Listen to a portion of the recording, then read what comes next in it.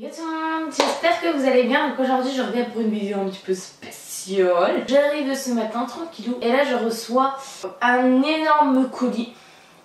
Il y avait ceci. Donc je vous l'ai déjà montré sur Snap, mais je vais maintenant l'ouvrir. Il est temps de voir ce qu'il y a dans cette survival kit.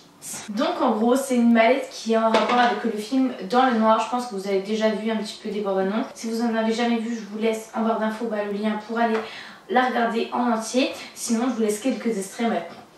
Donc en gros je vous explique vite fait le truc. En gros je vous lis le synopsis, comme ça ça expliquera un petit peu mieux. Petite, Rebecca a toujours eu peur du noir. Mais quand elle est partie de chez elle, elle pense avoir surmonté ses terreurs enfantines. Désormais, c'est au tour de son petit frère Martin d'être victime des mêmes phénomènes surnaturels qui ont failli lui perdre la raison. Car une créature terrifiante, mystérieusement liée à leur mère Sophie, rôde de nouveau dans la maison familiale, cherchant à découvrir la vérité. Rebecca comprend que le danger est imminent, surtout dans le noir. Tadam, tadam, tadam, il y a écrit Survival Kit, donc un kit de survie pour survivre dans le noir. Oh, alors déjà, donc il y a plein de petits accessoires, j'ai trop hâte de voir à quoi ça sert. Alors là, ce qui m'intrigue de fou, c'est ça. Alors, oh, de la lumière et tout. Et mais c'est que ça envoie du paquet ça, hein.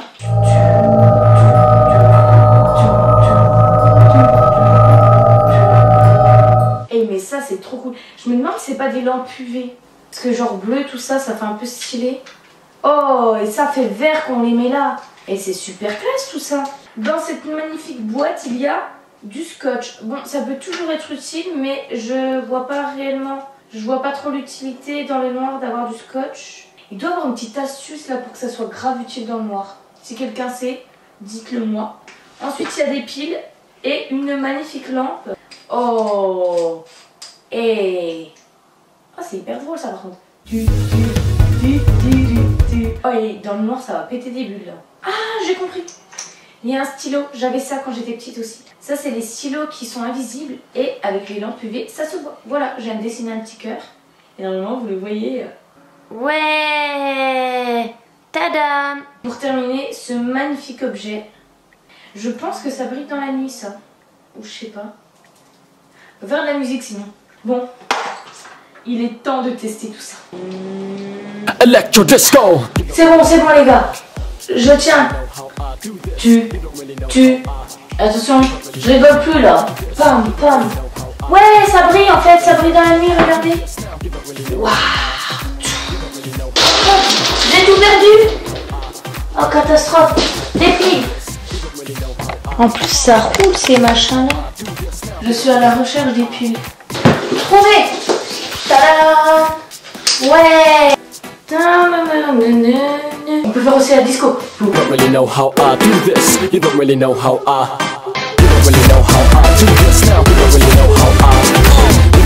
Et par contre on voit grave bien dans le noir. Et la lampe, il fait vraiment réellement noir. Et là je vois tout. Mais réellement tout. C'est trop cool.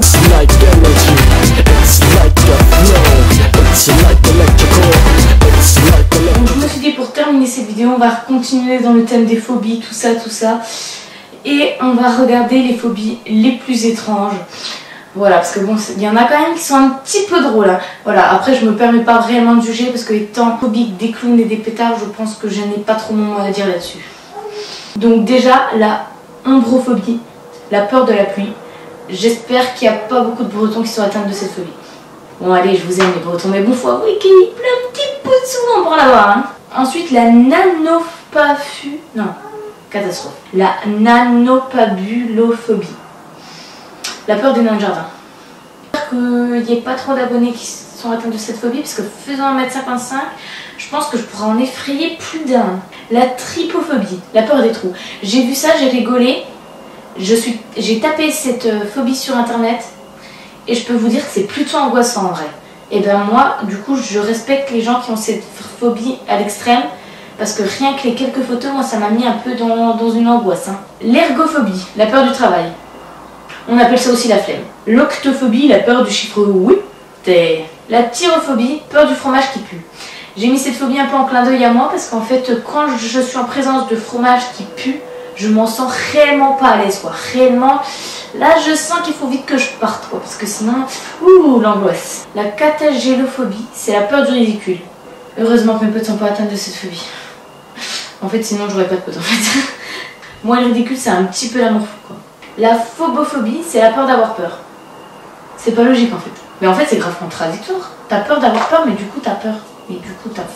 La carpophobie, c'est la peur des fruits. Là, je suis sûre que vous êtes en train de rigoler, mais en attendant, j'ai une pote qui a la phobie des fraises. Ouais. La cervalophobie, c'est la peur de la bière. Je suis pas sûre qu'il y ait beaucoup de Belges qui sont atteints de cette phobie. La pogonophobie, c'est la peur de la barbe.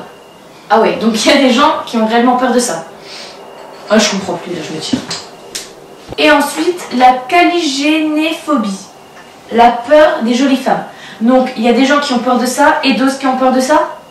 Ah oui, non mais là, réellement, je comprends plus. Là. Et pour finir, la vessiophobie, la peur de porter des vêtements. Bah, j'espère pour eux qui sont nudistes. Ouais, bah voilà, j'ai fini cette petite vidéo. J'espère qu'elle vous aura plu. Je vous fais tout plein de gros bisous. Bye.